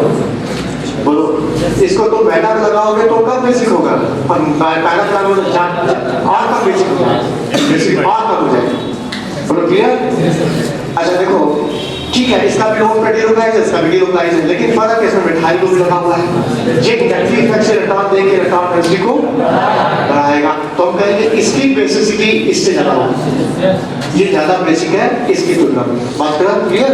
क्योंकि मिठाई को इंडक्टिव इफेक्ट से दे करके यहाँ पे इलेक्ट्रॉन की डेंसिटी को बढ़ा रहा है, लोन पेड की अवेलेबिलिटी बढ़ रही है, अब ये लोन पेड एक्सप्रेस को आसानी से मिल जाएगा, इसलिए इसकी बेसिक प्रॉपर्टी इससे, लेकिन इसकी बेसिक प्रॉपर्टी इससे कम है, कारण वो रुका हुआ है इंतजार में और ये घूम रहा है। बोलो क्लियर? अच्छा इधर आ जाओ, ये इंडक्टिव इफेक्ट से देगा, ये भी देगा, यहाँ पे इलेक्ट्रॉन डेंसिटी बढ़ाएगा जरूर, लेकिन इस बल्की ग्रुप में और इस बल्की ग्रुप में क्या होगा, रिपल्सन, इस बल्की ग्रुप में क्या होगा, रिपल्सन, और रिपल्सन से क्या होगा, इसकी पोलैरिटी लॉस हो जाएगी। अब ये रिंग नाइट्रोजन इस रिंग के साथ प्लेन में नहीं होता है, और जहाँ पोलैरिटी लॉस हो जाएगी तो लोन पेयर कंजुगेशन होने के बावजूद भी रिंग में डीलोकलाइज नहीं हो पाएगा, तो क्या होगा, इसकी बेसिसिटी बढ़ जाएगी, इसको बोलते हैं SIR। मतलब स्टेरिक फैक्टर की वजह से पोलैरिटी लॉस हो जाने की वजह से रेजोनेंस स्ट्रक्चर डिस्टर्ब हो जाएगा, इनहिबिट हो जाएगा, इसी को बोलते हैं स्टेरिक इनहिबिशन ऑफ रेजोनेंस। इसका असर क्या है कि जब लोन पर रिंग में जाएगा ही नहीं तो यहाँ लोन पर की अवेलेबिलिटी बेसिसिटी क्या होगा, बढ़ जाएगी, तो ये ज्यादा बेसिक है इसकी तुलना में, this is more basic than this, और इन तीनों में ये ज्यादा बेसिक है कंपेयर टू दिस, इन सबसे। अच्छा, इन दोनों में कंपेयर करोगे ये ज्यादा बेसिक है इसमें, इन दोनों में कंपेयर करोगे तो ये बेसिक है इसकी तुलना में। समझ में आएगा? क्लियर हुआ? ऐसा है का मतलब समझ में आया कि रेजोनेंस स्टेरिक फैक्टर की वजह से रेजोनेंस स्ट्रक्चर क्या हो गया, और भी काम हो जाएगा। देखो, ये तो दिमाग लगा रहे हो, ये दिमाग लगा रहे हो, ये तुम्हारा बनाया काल्पनिक क्वेश्चन है, इसमें क्वेश्चन आएगा ही नहीं, मतलब कभी 25 साल से आया, 26 साल से, ये तुम्हारे मन का क्वेश्चन है। मेन चीज है ना, जो हम बताना चाहते हैं वो नहीं पकड़ रहे हैं, और जो अनएक्सपेक्टेड चीज पर दिमाग लगा के अपनी ताकत को खत्म कर दिया। बात समझो, हमने जो कंसेप्ट बनाया है इसको पहले पता तो कर लो, सिलेक्शन हो जाएगा। ये सब बताओ कितना अंतर है दोनों में। तो जब डाटा बहुत डिफरेंस हो जाता है ना, तो वो मेरे बस में भी नहीं आएगा, किसी के बस में नहीं है। तो जानते हो ऐसे केस में क्या होगा, पीके लिखा है, पीके या केपी, ये भी लिखा है पीके भी, तो उसको देखे ऐसा बोलो बात समझ, इससे बातें नहीं करना चाहते थे हम, इसके बारे में कोई कमेंट नहीं करना चाहते, लेकिन जबरदस्ती तो उठाना चाहते। अरे कहाँ डिफरेंस कितना ज्यादा जरूर बोलो क्लियर होगा? आर्थो इफेक्ट क्या देखो, आर्थो इफेक्ट क्या है? आर्थो इफेक्ट दो जगह लगता है, बेंजोइक एसिड एंड क्या है? बेंजोइक एसिड के आर्थो पर तुम कुछ भी लगा दो, कुछ भी, इलेक्ट्रॉन रोटी को लगा दो, चाहे बिटाई को लगा दो, ये इसकी एसिड को बढ़ा देगा। बेंजोइक एसिड की एसिड को बढ़ाएगा और एनिलीन की बेसिड को घटा देगा। ये है आर्थो इफेक्ट, समझ में आया? बेंजोइक एसिड के आर्थो पर कुछ भी लगा दो, चाहे प्लस आई चाहे प्लस माइनस आई, बेंजोइक एसिड की स्ट्रेंथ बढ़ जाएगी। अब थोड़ा बहुत नहीं, ज्यादा बढ़ेगी, क्योंकि आर्थो इफेक्ट लार्ज होता है। हाँ, तो दो आर्थो कंपेयर करना, जैसे मान लो कि एक हाथ में 2 ग्रुप लगा दो, चलो तो बाद 2 आर्थो लगेगा तो ऐसे ज्यादा बढ़ जाएगी। दोनों आर्थो है, तो दोनों आर्थो है, पर एक पर तुमने लगाया OCOR और दूसरे पर तुमने क्या लगाया COOR। अच्छा, इसके भी अर्थों में लगा है, इसके भी अर्थों में लगा है, ये भी अर्थो ये भी अर्थो, लेकिन फर्क क्या है? इसका लोन पेयर कंजुगेशन है, मतलब ये दे रहा है और ये ले रहा है, तो जो ले रहा है वो ज्यादा असली कर देगा देने वाले से। क्लोरीन और हाँ, यहाँ तो लगाया क्लोरीन और यहाँ क्या लगाया? ब्रोमीन। हाँ बता, इसकी माइनस आई पावर, इसकी विड्रॉइंग पावर, ये ज्यादा बढ़ेगा इसकी तुलना में। आर्थो पर तुम ज्यादा विड्रॉइंग ग्रुप लगाओगे, इसकी ज्यादा बढ़ जाएगी। ब्रोटीन ग्रुप लगाओगे कम बढ़ेगी, लेकिन बढ़ेगी माइनस आई से ज्यादा बढ़ेगी और प्लस आई से कम बढ़ेगी, लेकिन बढ़ेगी। बेंजोइक एसिड के आर्थो पर तो कोई भी ग्रुप बना हुआ है, एसिडिटी बढ़ जाएगी। हाँ, क्लोरीन की electronegative minus I power acidity को ज्यादा बनाता है कंपेयर टू डोनेटिंग हो चाहे विड्रॉइंग हो, सबके एग्जाम्पल के लिए फिर क्लास करो, शाम को क्लास चल रही है ना, ज्यादा क्लास ज्यादा चाहिए तो पूरा 1.5 घंटे का लेक्चर है इसके ऊपर। Overall withdrawing power halogen family का क्या? ऑर्थो पर चाहे विड्रॉइंग हो चाहे डोनेटिंग हो, सब एसिडिटी बढ़ाएगी भी। दोनों कैसे बढ़ेगा? एनिलीन मतलब ये ऑर्थो इफेक्ट सिर्फ एनिलीन और बेंजोइक एसिड के लिए ही है। बस, और वो भी आर्थो लगेगा तब। हाँ, कहाँ तक हुआ? रीजन हो गया, एनालिटिसिटी हो गया। अच्छा, रीजन की स्टेबिलिटी बताओ, रीजन की स्टेबिलिटी 8 पॉइंट है। सबसे पहला पॉइंट क्या है? नॉन पोलर मोर स्टेबल है, टाइम पोलर। दूसरा पॉइंट क्या है? कंप्लीट हो गया कोवेलेंट बॉन्ड की संख्या। तीसरा पॉइंट डिस्पर्सन ज्यादा चलेगा, सेपरेशन डिस्पर्सन ज्यादा स्टेबल है सेपरेशन से। चौथा point similar charge adjacent atom पर अनस्टेबल होगा, सेम चार्ज नजदीक आ जाएगा तो रिपल्शन होगा, स्टेबिलिटी घटेगी। पांचवा पॉइंट नहीं, इक्विवेलेंट स्ट्रक्चर करेंगे तो स्टेबिलिटी क्या होगा? इक्विवेलेंट। हाँ, इसके बाद नेक्स्ट पॉइंट क्या है? पोलर में नेगेटिव चार्ज मोर इलेक्ट्रोनेगेटिव हो, पॉजिटिव चार्ज लेस इलेक्ट्रोनेगेटिव हो। उसके बाद का पॉइंट जितने ज्यादा रिजन स्ट्रक्चर बनेंगे स्टेबिलिटी उतनी, और उसके बाद कंटीन्यूअस कंजुगेशन मोर स्टेबल है, और इसी का हमें अप्लाई भी करना है, सीक्वेंस नहीं बदलना है। बोलो क्लियर? अच्छा, रिजनेंस हो गया, एरोमेटिसिटी हो गया, एंटी एरोमेटिक हो गया और एसिडिक हाइड्रोजन भी हो गया। बोलो हाँ, इनॉल कंटेंट कैसे बोलोगे? किसी मॉलिक्यूल में कितना इनॉल कंटेंट है? हाँ, ये कैसे बोलोगे? इनॉल कंटेंट पहला पॉइंट, जितना एसिडिक होगा उतना इनॉल कंटेंट बढ़ेगा। दूसरा पॉइंट, इनॉल बनने के बाद जो इनॉल बने उसमें स्टेबिलिटी होनी चाहिए। कौन सी स्टेबिलिटी होनी चाहिए? एरोमेटिसिटी हो जाए, रेजोनेंस हो जाए, इंट्रामॉलिक्यूलर हाइड्रोजन बॉन्डिंग हो जाए। इंटरमॉलिक्यूलर हाइड्रोजन बॉन्डिंग तो है, किसी भी तरह से इनॉल स्टेबलाइज हो जाना चाहिए, या तो रेजोनेंस से, या तो एरोमेटिसिटी से, या तो हाइड्रोजन बॉन्डिंग से। कौन सा? Inter intra. ये सारे फैक्टर क्या करते हैं? इनॉल को स्टेबलाइज करते हैं। जैसा कोई भी फैक्टर इनॉल को स्टेबलाइज कर रहा है तो इनॉल कंटेंट बढ़ेगा, और कोई भी स्टेबलाइज नहीं कर रहा तो कीटो कंटेंट ज्यादा होगा। अच्छा, स्ट्रक्चर फैक्टर में तो ये आता है, सॉल्वेंट का भी तो असर पड़ता है। सॉल्वेंट की पोलैरिटी कम है तो इनॉल बढ़ेगा। अच्छा, टेंपरेचर बढ़ा दे तो कीटो बोलो क्लियर। अच्छा कार्बोनिक इफेक्ट हो गया। अब क्या बचा कार्बोकेटायन। हाँ कार्बोकेटायन की स्टेबिलिटी कैसे खोजोगे? कौन कौन से इफेक्ट लगा सकते हैं? सबसे पहले लगाओगे एरोमेटिक सबसे पहले, उसके बाद एरोमेटिक फिर एस्टर। बोलो इसमें सबसे ज्यादा महत्व है बैंड। अच्छा कार्बोकेटायन जितना स्टेबल होगा उतना पहले बनेगा वही प्रोडक्ट डिजाइन। और जिस कंपाउंड से बना इंटरमीडिएट जितना स्टेबल रहेगा उसमें कुल की एक्टिविटी उतनी ज्यादा होगी। अच्छा कार्बोकेटायन बनने के कितने रिएक्शंस हैं? अब बताओ पहला रिएक्शन हाँ एल्काइल हैलाइड की सॉल्वो।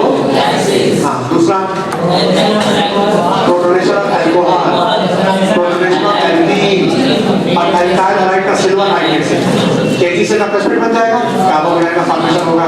डीअमीनेशन अमाइन बाय नाइट्रस से और बोलो एल्काइल हैलाइड का लुईस एसिड के साथ, एल्काइल हैलाइड का लुईस और एसाइल क्लोराइड का लुईस एसिड के साथ कितने हो गए? 8 रिएक्शन है।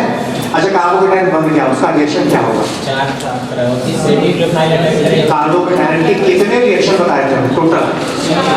4। हाँ किसके साथ बताया? न्यूक्लियोफाइल के साथ हो सकता है, न्यूक्लियोफाइल के साथ। तो न्यूक्लियोफाइल के साथ क्या होगा? न्यूक्लियोफिलिक सबसेट हो जाएगा और यदि बेस है तो एल्कीन बन जाएगा। और नहीं तो रीअरेंजमेंट हो सकता है, हाइड्राइड शेप, एल्काइल शेप हो सकता है। होगा कब? जब रीअरेंजमेंट कराने से स्टेबिलिटी बढ़ेगा तभी कराओगे, नहीं तो नहीं कराओगे।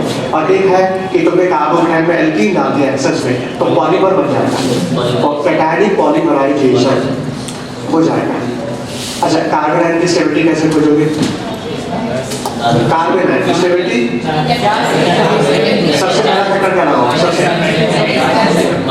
कार्बोकेटायन की स्टेबिलिटी में सबसे मेन पॉइंट एरोमेटिक, उसके बाद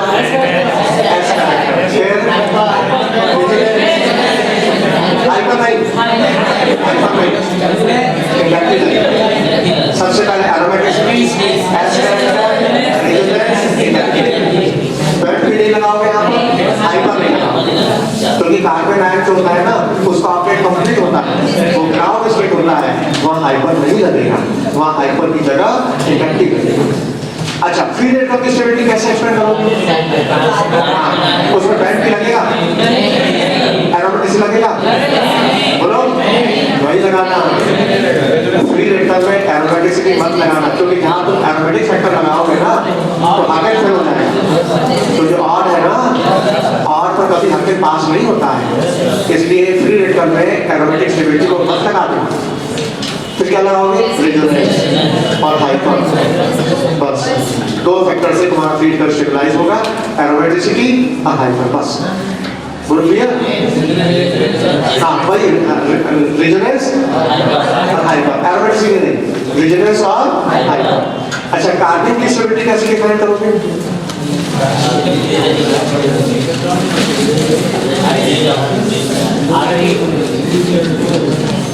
हाँ इसकी स्टेबिलिटी कैसे डिफाइन करोगे? बता कार्बन का नेचर क्या है? रिच है कि पुअर है? पुअर को इलेक्ट्रॉन चाहिए, बोलो तो फ्लोरीन अपना लोड पर उठा के इसको दे देगा। और जब फ्लोरीन जल्दी देगा क्लोरीन देगा, फ्लोरीन पहले देगा क्योंकि दोनों का साइज छोटा है, एनर्जी डिफरेंस कम है, तो पाई बॉन्ड की इफेक्टिवनेस ये लोड पर देके ऑपरेट पूरा करेगा, इसकी स्टेबिलिटी को बोलो। कार्बन का नेचर क्या है? इलेक्ट्रोफाइल की इलेक्ट्रोफाइल, ये वहां अटैक करेगा जहां पे इलेक्ट्रॉन की डेंसिटी जैसे negative charge, lone pair, pi electron है ना, जहां पे नेगेटिव चार्ज लोन पेयर पाई होगा वहां ये इलेक्ट्रोफाइल अटैक कर देगा। अब जैसे अल्कोहल है तुमने कार्बन डाल दिया तो बताओ यहाँ ऑक्टेन की कमी है, यहाँ ऑक्टेन कंप्लीट है तो इलेक्ट्रॉन मूव करेगा हाई डेंसिटी से। अच्छा देने वाला भी न्यूट्रल है तो देने के बाद 2 पे चार्ज आएगा, ये दे के पॉजिटिव और दे के क्या होगा पॉजिटिव आने से इलेक्ट्रोनेगेटिव, ये इलेक्ट्रॉन अपनी तरफ पीछे यहाँ से इसका चार्ज बाहर आएगा और ये जाके नेगेटिव चार्ज से जुड़ जाएगा, कुल मिलाकर के अल्कोहल बदल जाएगा ईथर में। अल्कोहल बदल जाएगा ईथर। कुल मिलाकर के इस कार्बीन का पोलर बॉन्ड में इंसर्शन हो गया, देखो OH बॉन्ड में कार्बन इंसर्ट हो गया। तो कार्बन की जो मेन केमिस्ट्री है इंसर्शन, ये पोलर बॉन्ड में इंसर्ट कर जाएगा, अल्कोहल में इंसर्ट कर ईथर बनाएगा, HCl में इंसर्ट करके मिथाइल क्लोराइड बना देगा, HBr में इंसर्ट करके मिथाइल ब्रोमाइड बना देगा, फिनॉल में इंसर्ट करके एडिसॉल बना देगा। कहीं भी पोलर बॉन्ड हो उसमें इंसर्ट कर जाएगा। कार्बन का रिएक्शन है इंसर्शन। सिग्मा बॉन्ड में इंसर्ट करेगा, डबल बॉन्ड में भी इंसर्ट कर जाएगा, साइक्लोप्रोपेन बना देगा। एल्डिहाइड में इंसर्ट करके इपॉक्साइड बना देगा। इसका मेन है इंसर्शन रिएक्शन। दो रिएक्शंस की मेन है, कार्बोनाइन और राइबोनाइन। बोलो हो गया? क्या क्या बचा? हो गया? अब बेंजाइन, अब बेंजाइन, हाँ बताओ बेंजाइन की पहचान। बेंजीन के बाद एक्स्ट्रा पाई, बेंजीन के बाद एक्स्ट्रा पाई है तो क्या बोलोगे? बेंजाइन। हाँ ये पाई कंजूगेशन में है क्या? नहीं है कंजूगेशन में। हाँ इसमें कितने पाई का डिलोप्लाइज है? 6 डिलोप्लाइज। सारा कार्बन sp2 है, लाइनर है, तो उसमें एरोमेटिक कैरेक्टर हुआ ना? बोलो इसमें एरोमेटिक कैरेक्टर है। बोलो हो गया? क्या बचा? सब हो गया? थोड़ा जल्दी खत्म हो गया।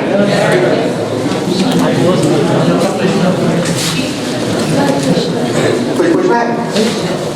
तो क्वेश्चन तो मेरे काम को छूटा तो नहीं है। हाँ बेंजीन की रिएक्टिविटी पूछेगा कि बेंजीन पर इलेक्ट्रोफाइल अटैक करा रहे हैं तो किस रिंग पर इलेक्ट्रोफाइल अटैक ज्यादा होगा? जिस रिंग पर इलेक्ट्रॉन रेटिंग करा हो तो रेटिंग ग्रुप क्या करेगा रिंग की एक्टिविटी को? तो रेटिंग ग्रुप के लिए कैसा ग्रुप हो? प्लस आर के माइनस आर, प्लस आई के माइनस आई, तो plus I plus R group लगा है तो रिंग क्या होगा? एक्टिवेट। उस रिंग पर इलेक्ट्रोफाइल अटैक क्या होगा? फास्ट होगा। अच्छा ठीक है फास्ट होगा, रिएक्शन फास्ट होगा तो इलेक्ट्रोफाइल कहाँ अटैक करेगा? आर्थो पर, मेटा पर कि पैरा पर? तो कोई ग्रुप आर्थो पैरा कैसे पता चलेगा? कोई ग्रुप आर्थो पैरा है या मेटा है हमको कैसे पता चलेगा? करा के देखेंगे, लेकिन अब समय नहीं मेरे पास। अब फर्स्ट आंसर टिक मारना जल्दी से। तो क्या करेंगे? जो एक्टिविटी ग्रुप होगा वो आर्थो पैरा होगा और जो डीएक्टिविटी होगा मतलब प्लस आर वाला ortho para, minus R meta. कुछ एग्जांपल है जो डीएक्टिवेट करते हैं लेकिन आर्थो पैरा होते हैं, कुछ ज्यादा नहीं होते हैं डीएक्टिवेट बट आर्थो पैरा। उसको अलग से याद कर लो। कौन है? हेलोजन, इन तीन को अलग से याद कर लो, बाकी तो कॉमन सी बात है। एक्टिविटी आर्थो पैरा और डीएक्टिविटी बोलो।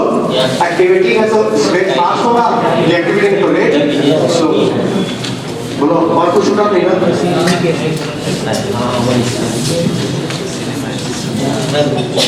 सब तो हो गया। हाँ अब तुम कोई क्वेश्चन तो पूछो, पहले कुछ पूछना है आपने? बोलो सर जैसे मेसोमेरिक रेजोनेंस में सर दोनों तो सर लगभग सेम है, कोई डिफरेंस नहीं। बस डिफरेंस ये है कि रेजोनेंस में जो स्ट्रक्चर बनता है डिफरेंट होते हैं।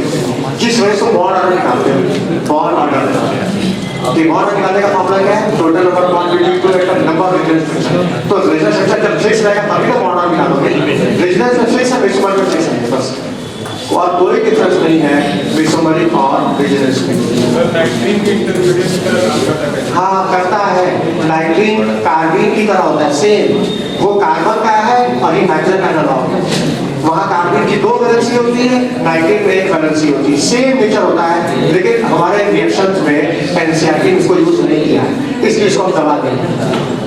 तो तीन ही का नाम भी कार्बोनेट है, carbonyl, free radical, carbon, benzene, बस इसके ऊपर नहीं जाते हैं। बेंजोइक एसिड से पैरा पोजीशन पे हाइड्रोजन ग्रुप लगा तो उसका एसिड अच्छा बेंजोइक एसिड के पैरा में तुमने हाइड्रोजन लगाया तो तुमने एक ऑप्शन बताया, किससे कंपेयर करना चाहता है? सब क्लोरीन, क्लोरीन, ब्रोमीन, आयोडीन सबके सब पर लगा है। Chlorine, chlorine, bromine, iodine. हाँ सीधे सवाल है।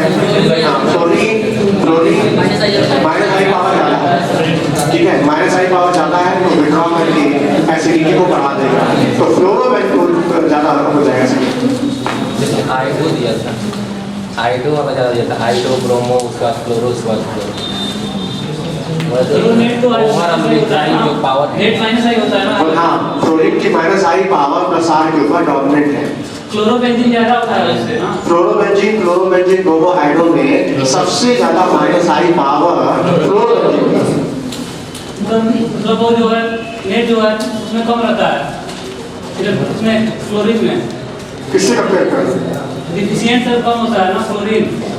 किससे कंपेयर कर रहे हो? किससे? फ्लोरोबेंजीन ना। तो फ्लोरोबेंजीन की -I पावर ज्यादा है फ्लोरोबेंजीन ज्यादा एक्टिवेट होगा कंपेयर टू क्लोरोबेंजीन। ऑर्डर तो वही है, क्लोरीन ज्यादा है। नहीं दिखा देना आपको, दिखा देना कोई अच्छे मुंह से। और बोलो सर क्लोरीन OR और NH2 का अभी मतलब 18 क्वेश्चन से फ्लोरीन का OR NH2 का -I। हमने दिखाया तो है, हमने जो ऑर्डर लिखवाया है इलेक्ट्रिक पावर का -I वो पूरा बुक से लिखा है डिस्प्ले के, तो उसी को तो देखो ना।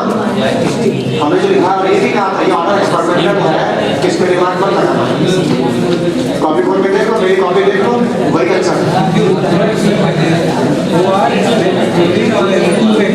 फ्लोरीन पीछे है, देख लो फ्लोरीन पीछे है, OR आगे। वो ऑर्डर एक्सपेरिमेंटल, उसको याद करना। फ्लोरीन से ज्यादा इंडक्टिव है, फिर OR फिर NH2 नहीं है। ऐसा ज्यादा एक्सपेरिमेंटल है, तो मेरी कॉपी खोलो वही फाइनल। इसमें दिमाग मत लगाओ, इसलिए आपने बोला था इलेक्ट्रिक पावर ऑर्डर याद कर लो, इसमें दिमाग मत लगाओ, ज्यादा मत सोचो। और बोलो जल्दी करो। हाँ जोर से। हाँ चलो, एंजिलिनियम ये क्वेश्चन आपसे अटेंड करके आ चुका है। एंजिलिनियम आयन रिजनल स्ट्रक्चर क्यों नहीं बनाता है? एंजिलिनियम आयन रिजनल स्ट्रक्चर क्यों नहीं बनाता? ये देखो ठीक है, इसलिए नहीं बनाता है, डबल बॉन्ड से एनर्जी पॉजिटिव है, देखने में कंजुगेशन दिखता है, लेकिन तुम जैसे ही पाई का शिफ्ट करोगे, डबल बॉन्ड बनाओगे, तो नाइट्रोजन की वैलेंसी कितनी हो जाएगी? 1 2 3 4 5, और नाइट्रोजन 5 पर बना ही नहीं सकता। नाइट्रोजन की नॉर्मल कोवैलेंसी 3 मैक्सिमम 4, इसके ऊपर जा ही नहीं सकता। इसलिए एनिलीन में रिजन इफेक्ट नहीं लगेगा, यहाँ केवल एक इफेक्ट लगेगा -I बस। और बोलो कार्बोनेट और बॉन्ड ऑर्डर, हाँ कार्बोनेट जरूरी है, ये है कार्बोनेट और ये एसिकेट। हाँ बॉन्ड ऑर्डर कैसे निकालते हो? Bond order total number of bond between two atom, number of valence. अब बताओ इसमें कितने बॉन्ड है? 1 2 3 4 बॉन्ड हो गए 4। स्ट्रक्चर कितने बनेंगे? 3 बनेंगे, कभी डबल यहाँ, कभी डबल यहाँ, कभी डबल यहाँ। ये उनके घर गया तो ये उनके घर चला जाएगा, पता यहाँ डबल सिंगल। अब ये उनके घर गया तो ये उनके यहाँ जाएगा, यहाँ डबल यहाँ सिंगल। कितने संख्या बनेंगे? हाँ 4/3 सॉल्व कर कितना आएगा? ये आ गया, इधर आ जाओ। ये नेगेटिव चार्ज पाई के साथ ये उनके घर गया, ये उनके घर गया, कितने संख्या बनेंगे? हाँ स्ट्रक्चर 2। कितने बॉन्ड है? 2 और 3, 3/2 कितना है? 1.5। इसका बॉन्ड ऑर्डर 1.5, इसका बॉन्ड ऑर्डर 1.33। हाँ इसका बॉन्ड ऑर्डर ज्यादा, उसकी लेंथ कम, तो इसकी लेंथ कम, इसकी लेंथ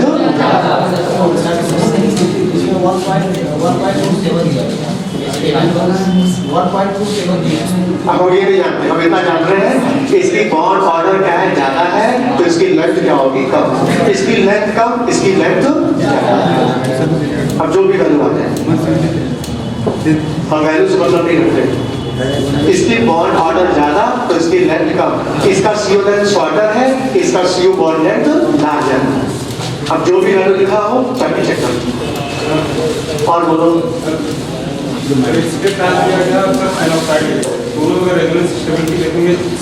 हाँ एसिटेट आयन और फिनॉक्साइड आयन, देखो साहब ये एसिटेट है और ये फिनॉक्साइड है। हाँ इसमें देखो नेगेटिव चार्ज पाई के साथ कंजुगेशन में, इसमें चार्ज का डिलोकलाइज होगा, इसका भी नेगेटिव चार्ज कंजुगेशन में, ये भी डिलोकलाइज होगा। बोलो हाँ देखो ध्यान से, इसके रिजनल स्ट्रक्चर में ये कार्बन देखो sp2 है तो ये sp3 हो गया, मतलब रेजोनेंस के दौरान कार्बन के हाइब्रिडेशन में चेंज आ गया। जबकि इधर देखो ये इसमें उसमें भी sp2 है और डीलोकलाइज होने के बाद भी sp2 ही रहेगा। ये भी sp2, ये भी sp2, ये sp2, ये sp3, मतलब ये अनइक्विवेलेंट है और ये इक्विवेलेंट है और इक्विवेलेंट की स्टेबिलिटी, मतलब इसका रेजोनेंस ज्यादा स्टेबल है फिनॉक्साइड से। नंबर ऑफ जो इक्विवेलेंट जो होता है सर, मतलब रेजोनेंस स्ट्रक्चर जो फेनोक्साइड का 5 बनता है, हाँ, इसका 2 बनेगा। तो इसके कंपेयर करेंगे तो नंबर को देखा जाए तो ये आगे है, इक्विवेलेंट को देखा जाए तो ये आगे है। तो स्टेबिलिटी की जो 8 पॉइंट नोट कराए हैं उसमें इक्विवेलेंट पहले है, नंबर बाद में है। बोलो बात समझ में आया? जो हमने स्टेबिलिटी के 8 पॉइंट नोट कराए हैं उसको चेंज करोगे तो फंस जाओगे क्वेश्चन में। वो स्टेबिलिटी वैसे ही फॉलो होगी जैसे हमने बताया।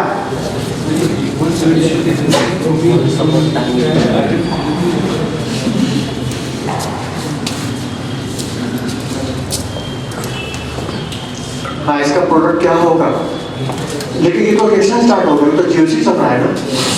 बस ब्रोमिनेशन का बता दीजिए कैसे वो ऐड किया है। मेटा भी किया है ना, और तो भी डायरेक्टिंग होता है।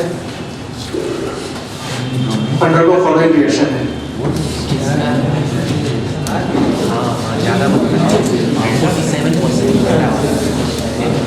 क्या C7H8 तुमने क्या किया है, क्लोरीनेशन।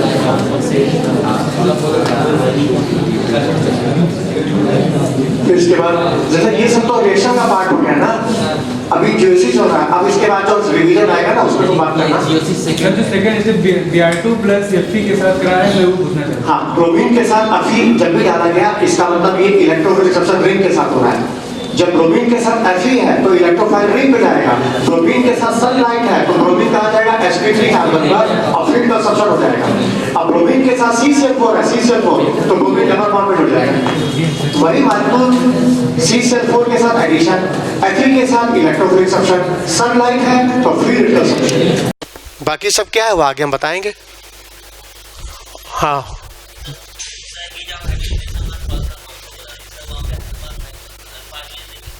जितने ज़्यादा अल्फा हाइड्रोजन उतने हाइपर कंजुगेशन, उतना स्टेबिलिटी ज़्यादा, हीट ऑफ हाइड्रोजनेशन कम। तो फिर एक्सपेरिमेंटल हो गया ना, जब दोनों में अल्फा हाइड्रोजन सेम हो गया तो फिर एक्सपेरिमेंटल हो गया। हाँ सही, अच्छा क्वेश्चन, बैठो सामने, सुनो सुनो ध्यान से, अच्छा चीज़ पूछाइए।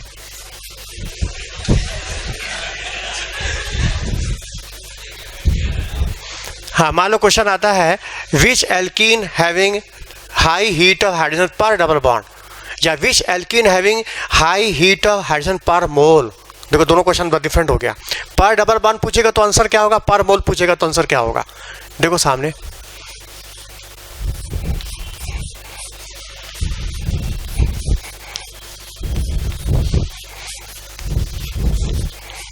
देखो ध्यान से, यदि हम पर डबल बॉन्ड की बात करते हैं तो देखो एक डबल बॉन्ड यहाँ भी है, एक डबल बॉन्ड यहाँ भी, एक डबल बॉन्ड यहाँ भी, एक डबल बॉन्ड यहाँ भी। पर डबल बॉन्ड की बात करते हैं तो हाँ, किसका हीट ऑफ हाइड्रोजनेशन पर डबल बॉन्ड सबसे कम होगा,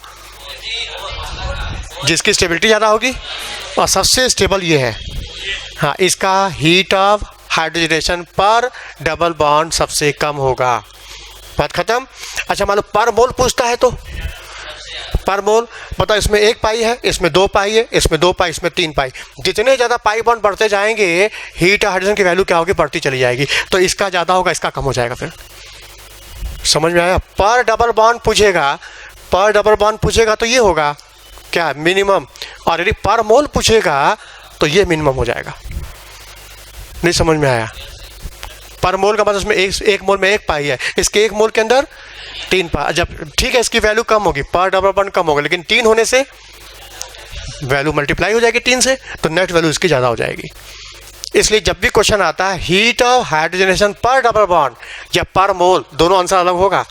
पर डबल बॉन्ड पूछेगा तो इसका मिनिमम होगा, और पर मोल पूछेगा तो ये मिनिमम होगा। बोलो समझ में आया। हाँ, बाटो पेपर चलो, हो गया, समय हो गया।